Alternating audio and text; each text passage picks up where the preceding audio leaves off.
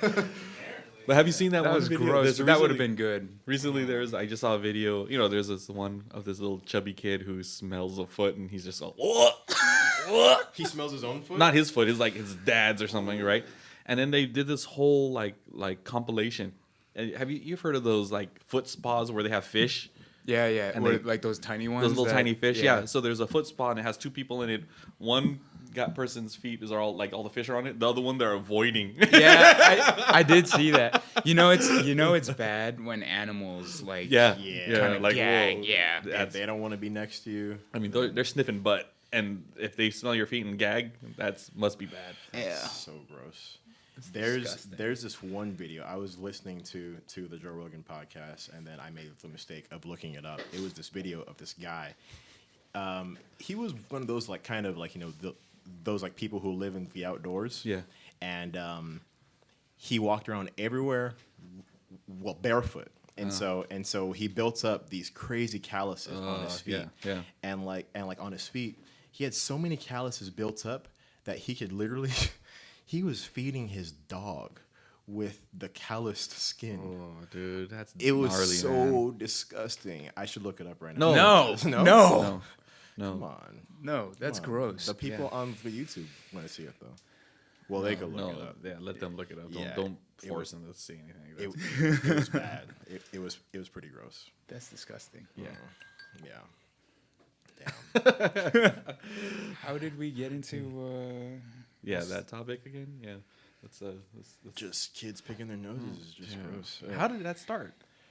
Where did we start? Where did this come from? I don't know. Oh, I was talking about like gum. Oh, in this thing, yeah. I spit it out and it got stuck to my thumb, and then but you're like, oh, it's kind of like when you're a kid and you're picking your nose and it won't come off, and I'm like, oh. Yeah, it's like I could see I could like probably even see like a baby's diaper being changed, and I'll get close to gagging. But if I see a kid pick their nose and then eat that, I'm done. I'm sorry, I can't. Have you seen those new like booger extractors for parents where it's like a straw and a cylinder of some sort, and they put it in the nose and you have to suck. Ugh. And and the snot drips into the cylinder, but it doesn't go into the straw that's going into the parent's mouth. But it doesn't do that, but it just drops. It's pretty gnarly. Are you being serious? Yeah, right yeah. now? Before they would have those little round things that kind of like you just squeeze it and then it sucks it out. But now they have this thing, it's like a straw with a bottle attached to the middle of it. And it's like an actual medical device or something. Yeah, you buy that like your Walmart or Rite Aid or whatever. And the stuff goes in your mouth. No, it doesn't go in your mouth. It goes into the Oh, okay. Okay, I was whatever the little glass that or whatever. Still, that concept is. Yeah, it's just gnarly because it's like, slurping some noodles at or something.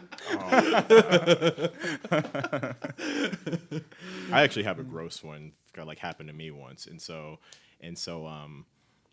maybe a few years ago, I was trying to clean out my ears with a Q-tip. And I had pushed in there too far. Oh yeah. And I was such an idiot. Like I went into my like other ear and pushed in too far, and then I couldn't hear anything. Oh my gosh. So I had to go to my doctor. And wait, so you have 2 Q-tips sticking out of each ear like a freaking alien? it was the same Q-tip. I was like, why isn't this oh man, working? I can't get this one out. Let me go to this side. Push out. Push out. Yeah, push out for like the other. So I go to my doctor, and they have this like thing as to where they clean out your ears. It's kind of like, it's like a tube, and it's attached to a vacuum, kind of a small tube, and so he sticks it in there. It shoots a bunch of water in there, I guess, to loosen it up, and then it sucks out all of your earwax. Yeah. But you could see it because it's a clear tube. Yeah. Yeah, it's pretty gross. However, after it was done, Is that called an earnema?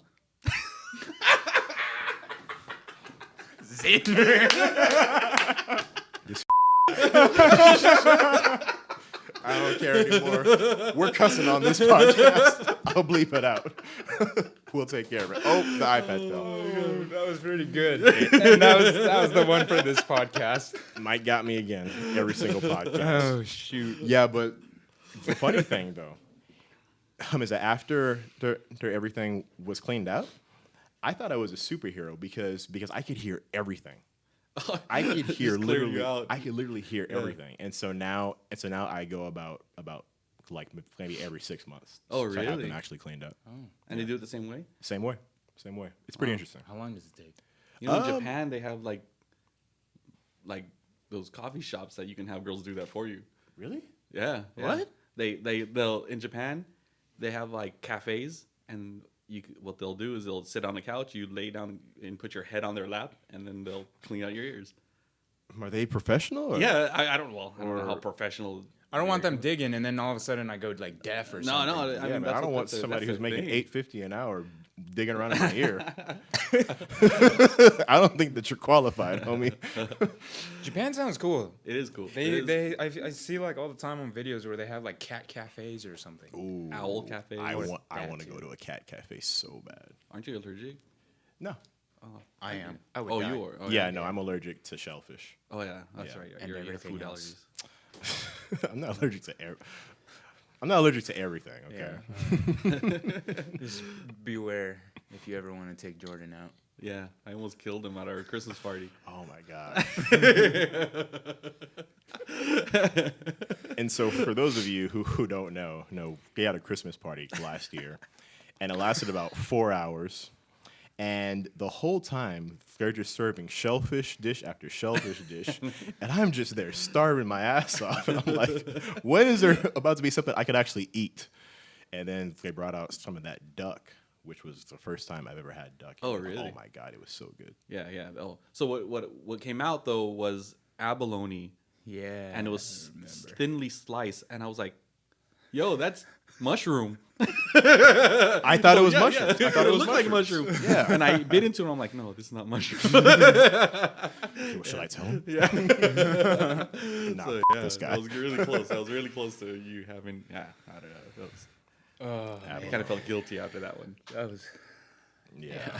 Yeah. Jordan was still new at the time too. Yeah, like he was what? pretty new.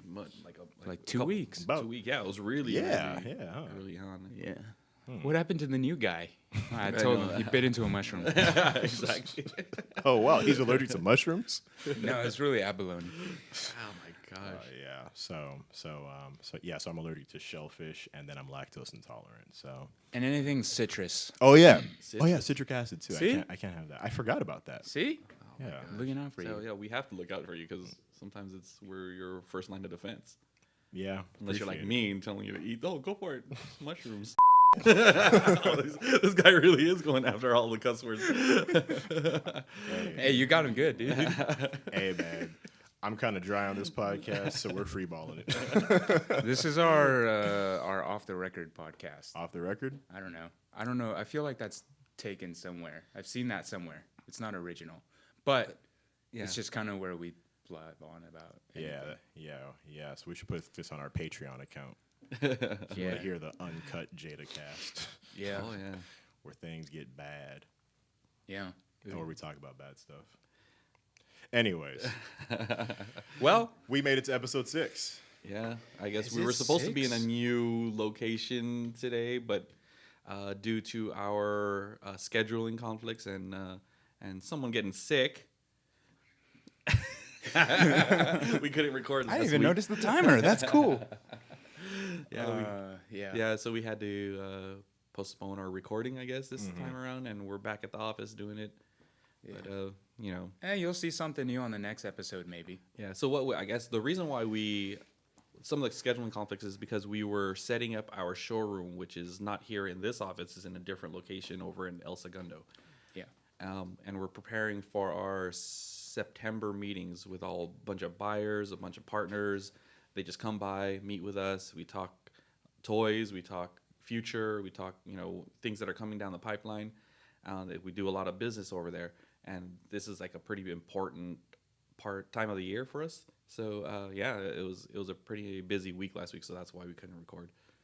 It'll be a busy next 2 to 3 weeks. Yeah, So because all the meetings are happening during that time. Yeah, so we spent like the last like week just about, going back And weekend. forth. And weekend, yeah. 2 weekends technically. Going back and forth and making sure that entire showroom is set up. And then you have this transition now where you've set the showroom up and now you're going through meetings nonstop for like the next 2 to 3 weeks. Yeah. So this is definitely one of the craziest times or crazier times of the year for us. But it's all good stuff because it's all preparation for anything that is in relation to 2019. What's hard, the hardest part about this build though is that our headquarters is in City of Industry. Yeah. El Segundo is about on a typical day during the week, an hour and a half drive from here. So we were going back and forth, bringing product, bringing signage, bringing all kinds of stuff back and forth, just so we can get this showroom set up. So that's what really took a lot of our time.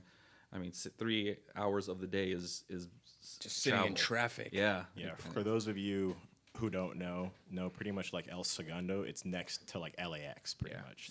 So, And then- so for all of our international audience, And City of Industry is well inland, closer to east of downtown Los Angeles. But yeah, with traffic and everything, it's about an hour and a half. Without traffic, 45 minutes? on a good Just day. about, yeah. Yeah. It took me about 45 minutes to get there on the weekend. No Yeah. traffic. It was pretty easy drive. But on the weekday, when you have like typical like 4 p.m. LA traffic, it's terrible. Yeah. It's torture. Yeah, this guy really hates it. He's like, man, I got to get out of here by 2 so I can get back and beat traffic and everything. Nah, even if you got out of there by 2, you're still hitting some. Yeah. Yesterday coming back, going there in the morning, like at like 8 a.m. or something like that, took an hour and 20, and then coming back was the same, in like an hour 20. You go through a whole day of meetings and things like that where you always have to feel like you're on, right? You're giving so much energy to that day. Yeah. That then you have to sit in another hour, 20 minutes of traffic. Dude, by the time I got back here, I didn't want to do anything. Yeah.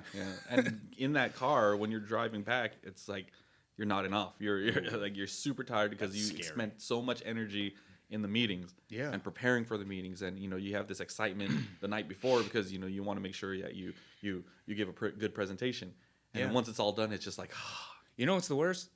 Is when you're the driver and everybody else is like knocked sleeping. out. Yeah. Last man standing. I was getting real upset yesterday. Man, I've been up since 4 a.m. I'm tired, man. So what do you guys do to stay awake? I turned on the Jadacast. Yeah. Yeah, actually, podcasts are my thing, or just having like snacks, like dried fruit, something to just put in my mouth and chew for a little bit. That keeps me up. Yeah, before I left, I got a nice sized cup of cappuccino, and I was just sipping on that as I was going. Yeah, for me that doesn't work Yeah. because usually the caffeine will kick in like an hour later. So. See, like, and that's kind of for me too. So I made sure to like when I first got it, before I even left, I started sipping on it very slowly. Yeah. Well, that's what they suggest. If you're trying to use caffeine to stay up, they say you should just sip it, don't down it. Right. Because then you'll get the spike and then you'll get a crash. But if you do a little sip, it lasts longer. It lingers a little more. It may not be as strong, but it Kind of keeps you going longer. Yeah. I noticed that because I was doing that like for a little bit, maybe 10 minutes before we left, and then throughout traffic, I would just be very conscious of just kind of taking 1 or 2 sips, put it down to keep it going. So it wasn't that bad, but by the time we got back yesterday, I just crash. I guess you just like it's done. like 5 p.m. The day's almost over. What more can you do? And so I'm just sitting in my chair eating my fruit and Nodding off. you just need to catch your breath after that day, man. It's crazy, but yeah, definitely one of the crazier times of the year for us. And But that was a productive meeting. That meeting was like straight 2 hours of just production. Like everything was tight. There was not too much like fluff in between. It was all good stuff that was going on in that meeting. yeah, good strategy meeting on our end and also good feedback, from the customer, buyer yeah. standpoint. So these are the kind of interactions I feel that are very good for us because it allows us to go back to the drawing board to improve something before we actually roll it out. It offers a different perspective for us too, which I think at the end of the day, when we're talking about making the best possible product or best possible presentation that we can roll out with, this is the best thing that can really happen for us. Yeah, and what's kind of cool about sitting in these meetings with these buyers is you kind of get a gauge also about how much of a good partner you are with them, depending on how they interact with you. So, like, if we weren't a good partner or if we're brand new, I'm sure they would be a little more standoffish. They wouldn't give a lot of information to us. But this time around, they were, like, really comfortable with us. They were telling us hints on how we can do better. Joking around. And we felt more like a company that is really tight with these buyers. And that was that's always a refreshing thing to experience, because a lot of times you don't know where you stand with all, against all the other companies that these buyers are dealing with. And when you get in, when you're experiencing something like that, it feels like you're a lot closer than maybe a majority of them that they're dealing with. Yeah. So you're able to throw a little bit more, I say, like personal touch to it. Mm-hmm. If you know, for example, like maybe an interest of the person you're meeting with, say they're into cars, which in this situation or in this case they were. That's perfect.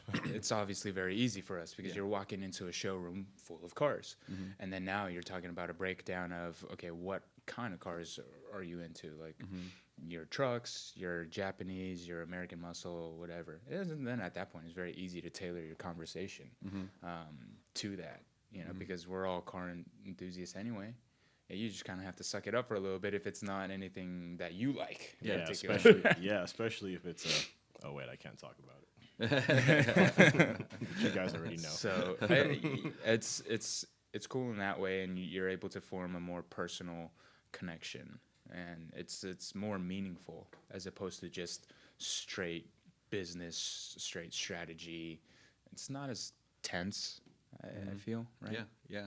I remember back when I first started sitting in these meetings and seeing these buyers, it was intimidating because they were more on the defensive. Like, we tried to pitch them stuff, and they were like, no, we already have a partner for that, or we have a partner with this, or, that's the vibe you get. But now they're like, oh, yeah, that's a cool idea, but I think it would be better if we do this route. Now it's like, cool, you're giving us advice on how to be successful rather than thinking, oh, our stuff may not be proven yet. So it looks like we did the right things in the past to help build this relationship, and now they're confident that what we can do will help them grow their business as well. So I think that's where a lot of the partnerships that we have are going these days, because that's the kind of reaction we are getting from a lot of the buyers. Yeah, it's like doing our due diligence and not only building the relationship, maintaining the relationship, but servicing the relationship when it requires attention.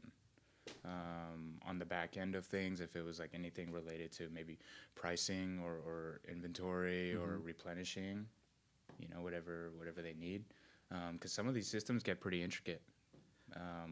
One of the cool things, though, that came out of the meeting that we both talked about after was they did seem pretty impressed that we had a podcast, sir. So good job, Mr. Jordan. That's a hand to I in one of the presentations I was giving the a little bit of background about marketing strategy and things like that, and when you typically when you're talking to buyers, especially ones that have been around for a while, they like to kind of give this stone face, like, I've been around, I kind of know what's up, and they don't want to show like too much of their reaction, so they're very poker faced. So when it came time to presenting some of the social and digital tactics of what our strategy is for something in particular, and mentioning Jadacast, both of them kind of had this same reaction of like their eyes got big, they kind of went back with their neck like that, and both kind of looked at each other pretty intrigued, and then it almost seems like wow, they either we read their mind, that's something that we should be doing, or that's something that they've been looking at as a new form of marketing. or something. But it looked like it was on their minds already, and we were ahead of the game, and we brought it up before they mentioned it. Well, it's unique, and I feel like they were able to appreciate that. And then my follow up point to that was, well, as a marketing department or a company overall, really, I feel like when we've talked about this before, where I feel our biggest differentiation has always been on the social and digital space.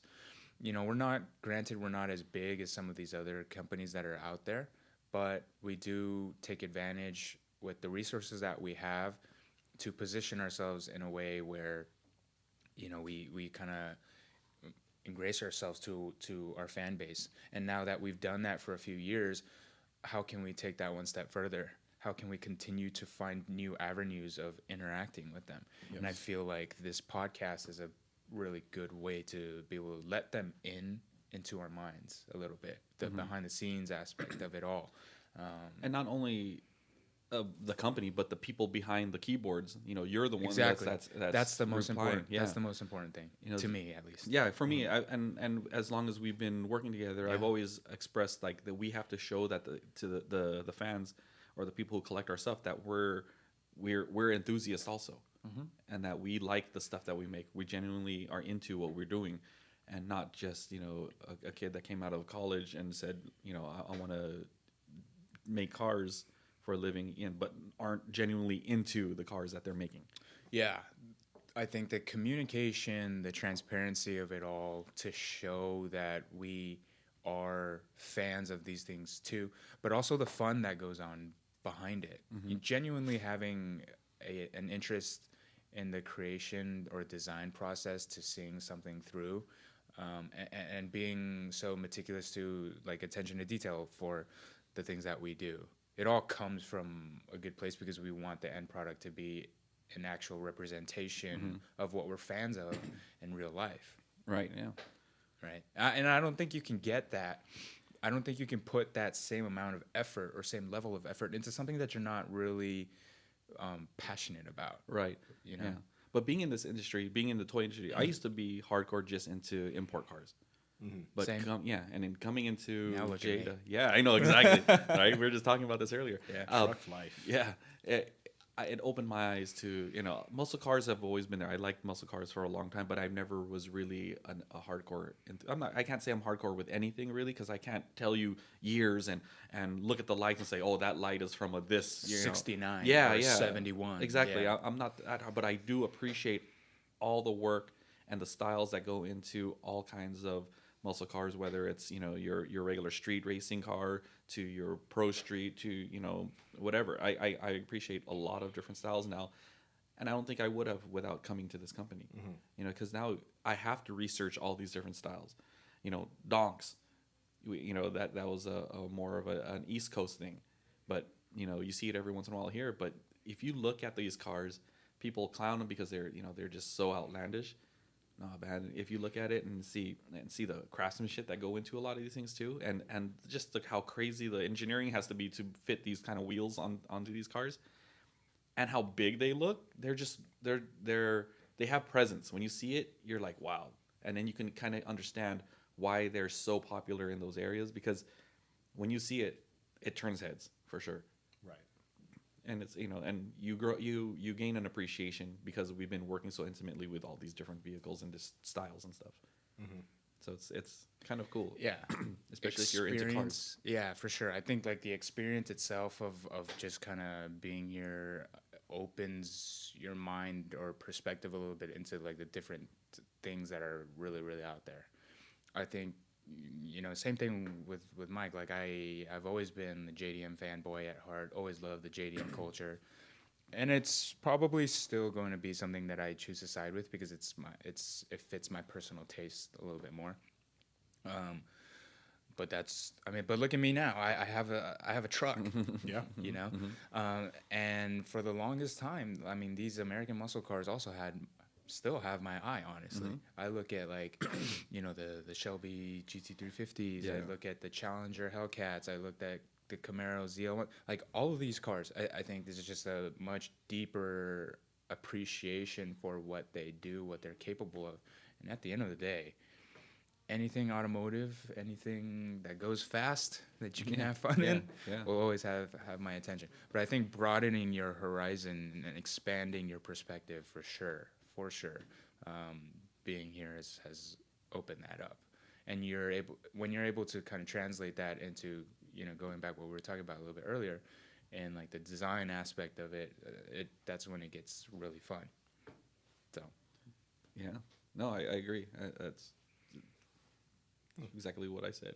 No, just kidding. Yeah, I mean, I guess yeah. it's just like summarized and condensed into Yeah. into one.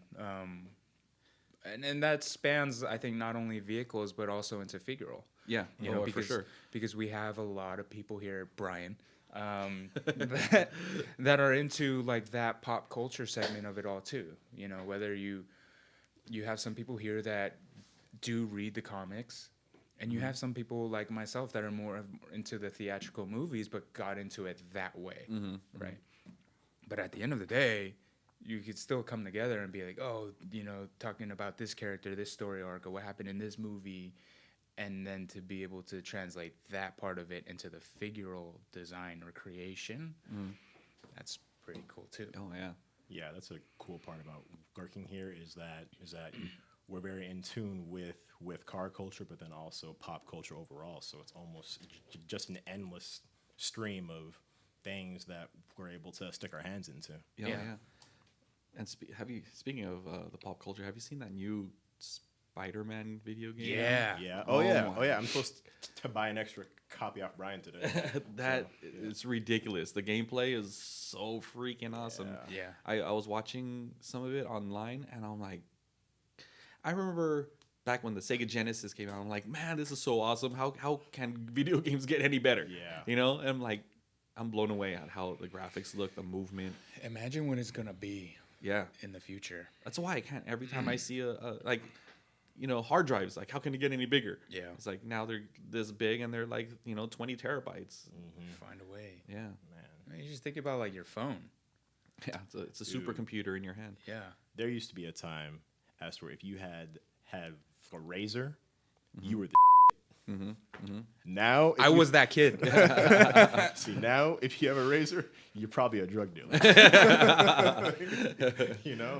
Yeah. So it's funny how technology just jumps in advancements, but then you look back at it in hindsight and you're like, wow. Yeah. So we used to do that. Like how? How is it even possible? Find a way. Yeah. I remember building my first PC. And it was a 486 DX266. Okay, I don't know if you know what that means, but okay, I'll pretend like yeah. I mean, and the RAM was like not even like I think it was like 3 megabytes at most or something. It was crazy. It was so I forget what it was, but I was now looking at it, RAM is ridiculously high compared to back then. Oh, and there's a picture of them. I forgot what it was. It's an old picture. It was like I think it was a 4 megabyte or 10 megabyte hard drive, and they had to bring it on a plane. Yeah, it was it was like IBM or something that was transporting it on a plane. It was like a black and white picture. Yeah. Yeah, I saw that one. Yeah, and now you can like get like a little tiny stamp size card that holds Everything's just very portable nowadays. I think it makes it. Well, that's what the goal is, right? Is to make everything as easy and convenient as possible. But seriously though, if you look at the video game, if you look at that Spider-Man game, how much better can it get? Well, I mean, like I feel like every year they're coming out with new TVs that get even crazier in terms of resolution, and so then these video games kind of have to keep up with the. I have a problem with these high resolution TVs sometimes. They look a little strange. They all look like soap operas. Like everything you watch looks like a soap opera. Yeah. Well, too many frames per second. That's part of it. There are times where I kind of like, not that I own one. I just walk into a Best Buy and they have it on display or something, and I sometimes feel like it's a little. I know what you guys are thinking. Shut up. Crazy rich Asians. No. But like it almost feels like it's too real to the point where it's not real. Well, yeah, you can see the set. Before, when the TV was not as high resolution, everything looked kind of realistic. The set looked like it's the real world. But now that it's super clear, you can see that like things are so set up perfectly. The lighting, you can see the lighting and how the background is actually flat, not really deep. everything looks like a soap opera. Like soap operas look like that because their lighting is, I think, done differently than like movies and like higher budget TV shows. Yeah. But yeah, that's what I mean when I say it looks like a soap opera. Things look like a set. Yeah, It looks like Everybody Loves Raymond. You can tell it's just like a small little set.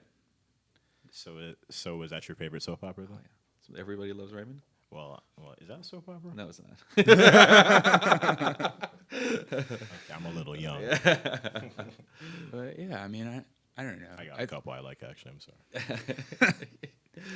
The gaming experience, I think, is just on a completely different level now, for sure. Yeah. You know, and I don't know. I guess it's one of those things that we'll see, like, as it continues to evolve with technology and whatnot, to see like where that goes. Mm-hmm. But right now, I don't see how it can get any better. But I say that now, and then shoot, maybe tomorrow. Well, I mean, look, Nintendo brings back the nostalgic stuff and like which is cool. Yeah, which is cool. It's like you're still getting the 8-bit graphics on a high end TV, but everyone's still buying it because the gameplay was actually more fun. Is that weird? Like, is it the gameplay though? Also, I'm sure. I mean, because I didn't buy that. I know everyone loves like Super Mario Brothers original. Yeah, it was fun. Frustrating as heck if you weren't good at doing your little timings and stuff like that. But I mean, well, my question is more like, is it weird to you guys if like a company brought back an old nostalgic game and just upped the graphics, and you know what I mean? Because you have now a new modern feel, but it's still the gameplay that you were into. But is there a part of you that kind of misses the old, right? Yeah, I for feel sure. Like it's kind of weird. Oh yeah, I would. If I were to play, like, one of my favorite games at the arcade was Joust, for example. It's an old game. It's just like one of those flat games. You're riding an ostrich and you're actually a knight. Yeah, it's a trippy game. An ostrich. Yeah, look it up. Dope. It was a fun game. It was one of my favorites to always play. But if it were like if it turned into like a more 3D where you're behind it and you're looking at your character in third person, it wouldn't have that same fun. Yeah, I guess it's almost kind of like how we were talking about like cars. We have the fuel cars, and then we're going into the electric. Yeah, it's kind of the same thing. I think that game as it was has this soul to it, and then once you go into this new high end, more like crisp and clear graphics, then it loses that same soul that the original game had. Yeah. So you won't get that same feeling that you may still be fun, yeah, but it's not going to have that same feeling. Yeah, that was my question. It's like if you're looking for like that nostalgic, true nostalgic like feel of a game, like Pokemon, for example. Yeah. Like on the old Game Boy Colors, where everything's like very pixelated, and you're playing. Dude, when you went into, my Pokemon fans will know this, when you go into Lavender Town, for example, and like the creepy music starts playing, everything, I don't know, there's just like that feeling. Yeah. But now in like these modernized Pokemon games, it's okay if it has the same like story or game arc or whatever like that. You go into Lavender Town, it's like, it's not as scary. Yeah. Or you don't like have that same feel, I suppose. I don't know. Something about going through like that building when you have to find like the ghost Marowak, or something like that. When it was like super old school, kind of like had a little bit of a freaky vibe when you're playing. Yeah. But now, because everything's like super clear and detailed, it doesn't. I don't know. You don't feel as immersed into the game. Like, for example, what about like going into movies, like the Blair Witch Project? The effect of it being done on handheld cameras gave that effect. If you were to do it with high def or whatever, really high frame rates and really high resolution cameras, it wouldn't have that same feel. Which a lot of studios are starting to do. And I'm like, I don't know why. It's like if you're trying to have that found footage style, it has to look like shit, Yeah. And yeah. Does this fall into the same thing as like people who like analog music and not like digital? That's a little bit. And where does CDs come? Is CDs and now MP3s? Does CD kind of fall into that? Like, oh, I like CDs better than MP3s. because CDs are being phased out, and then now it's all just this digital files that are being passed around through the internet now. I view that more as like a convenience, maybe. Because I think I forgot who said, but they said that who's the guy? Well, I don't know actually, because I have a similar example maybe of what happened over the weekend actually. So I like Sony, so I own a PS4. Hell yeah.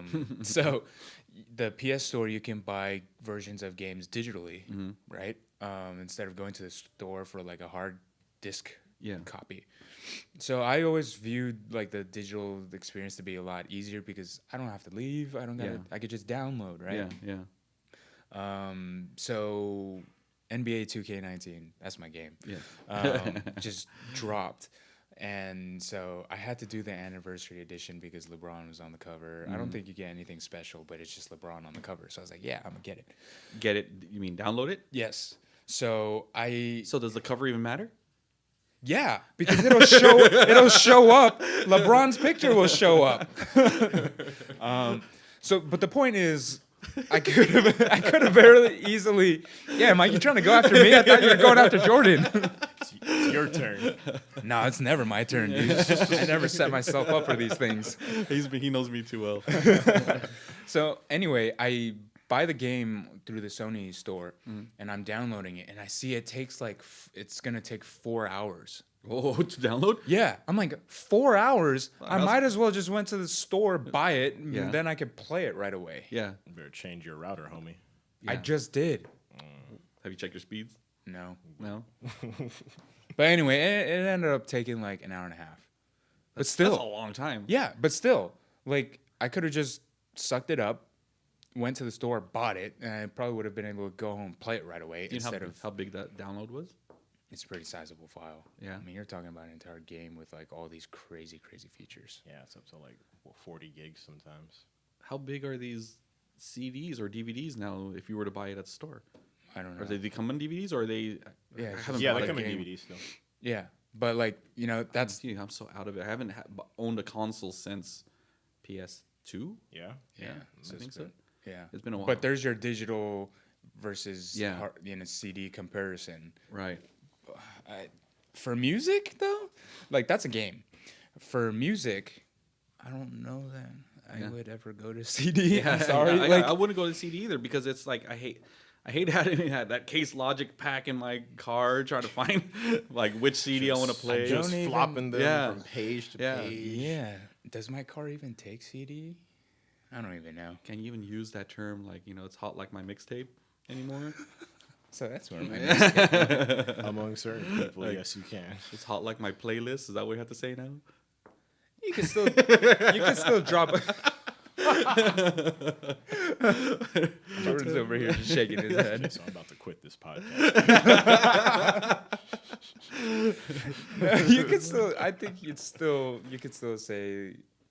I think you can still use mixtape. But I mean, everyone's just streaming on like Spotify. Yeah.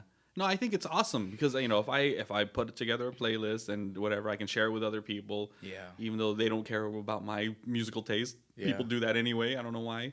Yeah. But I think it's weird when I can see what somebody's listening to. I think it's interesting, to me. Why? I don't know. It's just like oh, what are they into now? Like they like that song. It's just I'm learning. Why are you always giving me that eye? Sorry. Sometimes my subconscious just blares away. And I can't control it. So I was thinking of something. But anyways. Go ahead. No, I was thinking, but like, well, what if there comes a time, Esther, but you could see other people's search history on Google, but like, oh, that's gonna be bad. And now that's some privacy stuff. That's gonna be bad. Yeah. Well, bad for me at least. Yeah, I don't know, man. Sometimes I'll be on Spotify or something, and then I'll see like what my brother's listening to, and I know for a fact he's at the gym at that time. I'm like, that's what you're listening to. Like, I don't know. That's Oh, that, did he that get I into a find fight that. with his girlfriend or What? like No. It's just no, like, you see like a sad song. And oh you're like, yeah. Hell no, Oh, he's in listening one to of some Katy Perry or something. he's in one of those moods. Or something. Yeah, I always find that to be weird. Yeah, I don't know. I Yeah, think well, it's cool. It's just kind of a cool glimpse into people's lives. I mean, that's kind of like what social media. Because is then all you about. get judgmental. Yeah, Because you're what's like, wrong with that? because you're like, okay, if I don't know, if I see someone's listening to like, one song one day, and then I see like a few hours later just listening to the same song, I'm like, damn, dude, they're on this song for like ever. Yeah. Or maybe they're listening to something, I don't know, some Justin Bieber stuff, and then Yeah. it's kind of like, I don't know, should I be singing that? Should I know that about you? Like, I mean, I don't really care. I guess music is music. Is you're into whatever you're into. What's wrong with Justin Bieber? That's great singer. I used to hate on him. Yeah. However, I like him now because he's a full blown thug. So I respect him. Oh my gosh. I don't know. Yeah. I just always kind of found that a little weird, but Yeah, I can see that. yeah.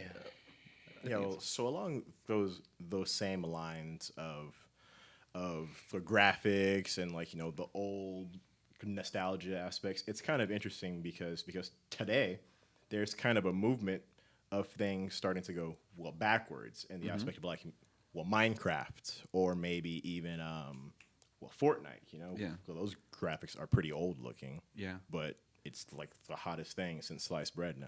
So that's kind of weird. It's kind of fun. Well, I think it's because of the nature of how the game is distributed, right?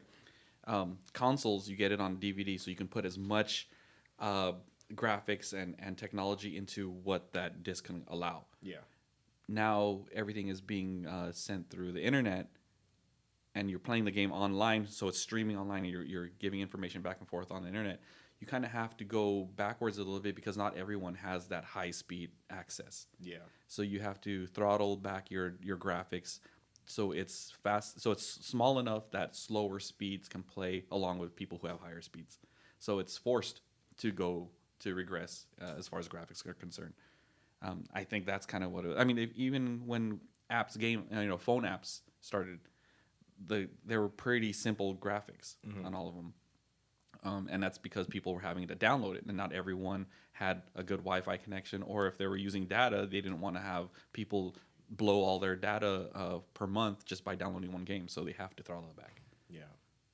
He brings up a pretty interesting point, though, because I feel like nowadays a lot of companies are trying to capitalize on this whole nostalgic thing. Like you start to see like re-release of old movies in theaters. Mm-hmm. Like I don't know, Jurassic Park. Like I think Yeah. re-released in theaters right before Jurassic World, or when they were doing a campaign for Jurassic World or something like that. It was just kind of Was it strange. I can see that it's kind of strange. I agree. But that's also going back to, okay, this is the nostalgic movie now updated with crazy graphics. Yeah, like And remastered or whatever. Yeah, so I don't know how I feel about that, because now if I went to go watch it in theaters, I mean the nostalgic aspect of sitting in a movie theater watching Jurassic Park again like is cool, but as I'm watching it, I'm like, and if it's the remastered version now, this really doesn't look real. Mm-hmm. But But there's like, for example, I used to be really into old school kung fu flicks, right? Mm-hmm. Let me Yeah. like say we Master of the Flying Guillotine, right? If that was re-released, school, right? yeah. If that was re-released, and I'm just trying to say that because I think most people know that one. There's some hardcore ones, but if that was re-released and remastered, so it's a little more clear, more crisp, I wouldn't mind going to see it in the theaters. yeah. I think that would be pretty awesome, because that was an awesome movie. It's pretty dope. Yeah, It's pretty yeah. badass. Yeah. It's almost as if it looks so horrible that they remaster it to look decent. Yeah. People accept it. Yeah. But if it looks too good, well, Yeah, it's like, I wouldn't so- want them to like make it super crisp and clear where it just looks totally like it takes me out of that era, because it was a whole black and white film, I think, originally, and if they did that Technicolor stuff like back in the day that they used to always do, and colorize it and make it all, you know, I don't know. I think that would take me away from it a little bit. Yeah. Yeah, or a game like Grand Theft Auto, for example. Too, Yeah. You know, I mean, Oh, yeah. those games looked horrible. Yeah. And then, well, GTA 5 comes out and it looks pretty good. Yeah. Looks pretty good. I don't know.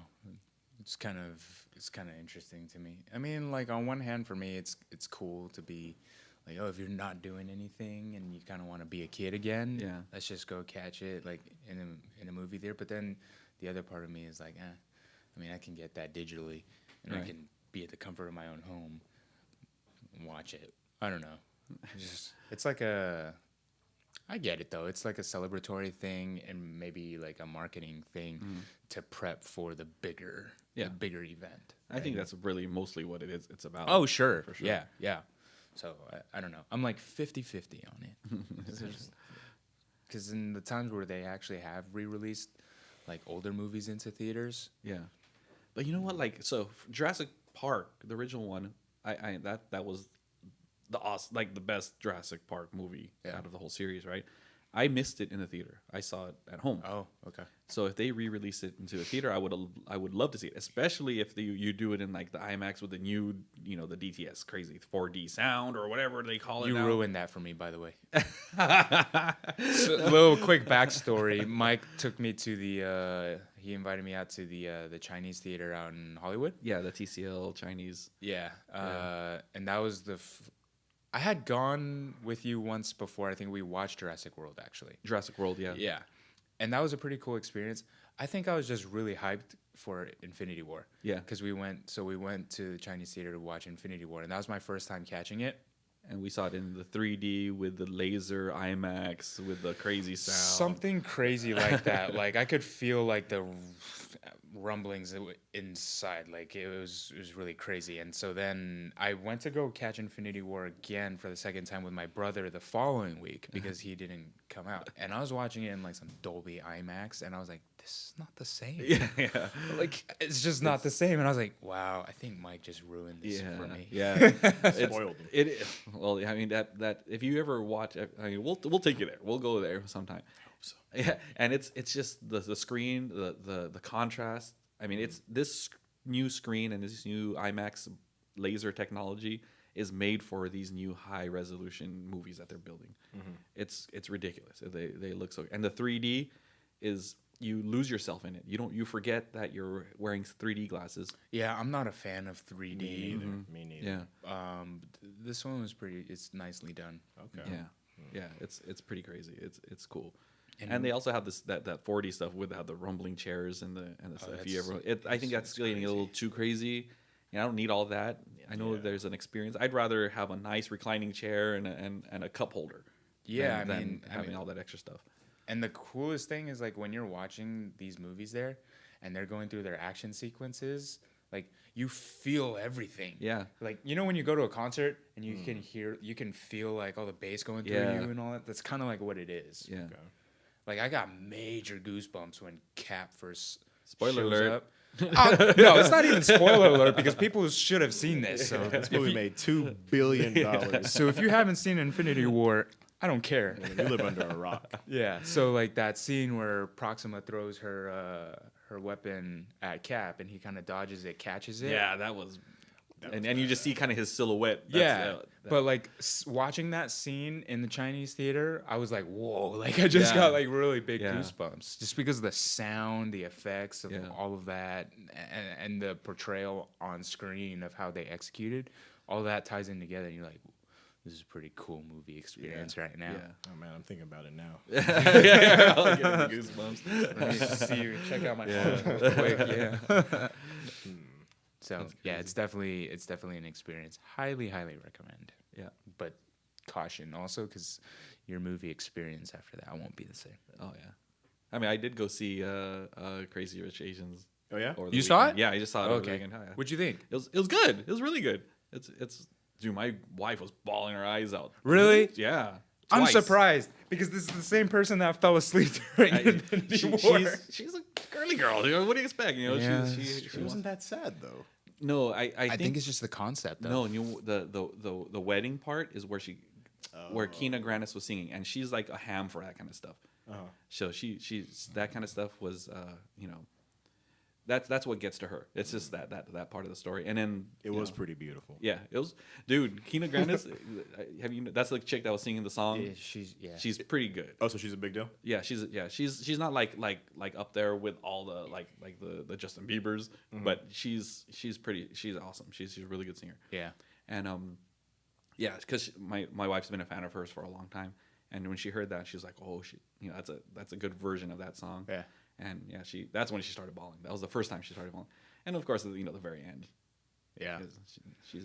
But yeah, I thought it was good. It's not bad, stayed up. right? Yeah, it's a good movie. For like a rom-com type, yeah. And it's funny because when you were talking last week about how they portray like the stereotypical like different types of Asians, Yeah. it's funny because I didn't realize what you were saying. I thought that there was going to be just like a guy that did that. No, they actually took it and really took those type of Asians to the extreme.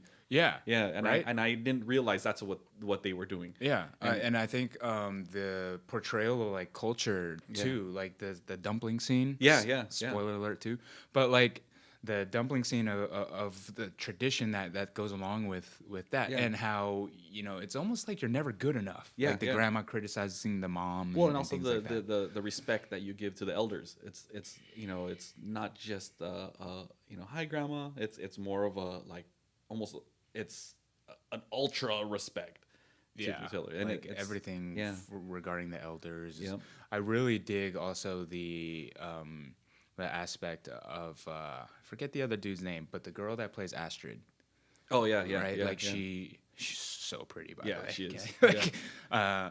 But she Astrid is the fashion girl who that got the earrings that had to hide everything. From her husband, and then he was the one that had she's the in affair. Captain Marvel. Is she? is she really? Yeah, she'll be in Captain Marvel. Oh, Gemma Chan is her name. Gemma, Yeah. Yeah. she's Very, very pretty. She's so dreamy. Yeah. She's got the bridge. Look at us. We're just like. Anyway, just really quickly, like the portrayal of her relationship with her husband who had the affair and things like that. Spoiler alert. Go watch the movie. Yeah, go watch the movie. So like, but how Asian men can feel very inferior. I think because in that culture, in the Asian culture, it's kind of like the man is the man and should be providing security and all this stuff and how small that they can become. But also the portrayal of a strong Asian female, right? To kind of accept. I thought that was Well, she's also the strong Asian female, but she's also kind of crossing over into more traditional, like less Chinese traditional, more modern. Yeah, where she is accepting that that's who she is. Yeah. So I mean, I thought that was the all the dynamics that they play with in the movie. Yeah, I think if it's you pretty really, deep. If you really pay attention to it, for sure. Yeah. I'm glad you brought that scene up too, because the whole time I was thinking to myself, and look, I'm not saying that this is right by any means. You should not have an affair. If you want to leave, well then just leave. However, if you're gonna cheat on your wife, at least make sure that like a girl is richer than your current wife. And Crazy Rich Asians, they're billionaires. Yeah. I don't think that the husband was cheating with another billionaire. He was probably cheating with some girl who works at Hooters or something. So, but so that's pretty stupid. But that goes back to the male dominance, the self-esteem. So he has to go to someone. He has to feel like he's above. Yeah. Where to your point, she's like this super crazy person that he feels inferior, and he doesn't know how to deal with it. And he's tripping because man, if my wife was balling that hard, I'd be like, I don't care, baby. do what you want. Holler at your boy. I'll be back. But sweetie, I need $25,000, not $15,000. I'm going to breakfast with the boys. I'd be good. But anyways, I'm sorry. I mean, I think that movie explores like different dynamics within Asian culture very, very well. Yeah. So I'm sorry I cut you off, by the way. For what? Well, because you were about to say something right before I went on my stupid tangent. That's all right. No, I forgot what I was going to say anyway. Oh. It's okay. Thanks, Jordan. Well, I think that is all for today's episode because we actually have stuff to do. Yeah, we're recording this first thing in the morning. First thing in the morning, yeah. Yeah. It's an early one. It feels good, huh? Yeah, It does. Pretty Yeah, good. it feels is, pretty yeah. good. Yeah, so we'll see about our schedule change for this one. So, all right, guys, that is episode 6. We are now streaming everywhere. Apple Podcasts, Spotify. We are also on the YouTube now. So if you want to watch this on YouTube, be sure to subscribe to the Jada Toys page. Any other events? Oh, so we will be at SEMA next month? 2 months? It's like October End 20th. of October? Yeah, Okay, 27th or something like that. So we will be at SEMA. We'll have all kinds of cool stuff there. So be sure to come and check us out. And we will see you in next week's episode, guys. All right. I'm Daryl. I'm Jordan. I'm Mike. Wait, he's the only one who stuck to his eye. Yeah, Should've okay, said Brian. I'm Brian. Sorry, okay, I'm Brian. Anyways, I'll see you guys next week. Peace out. Later.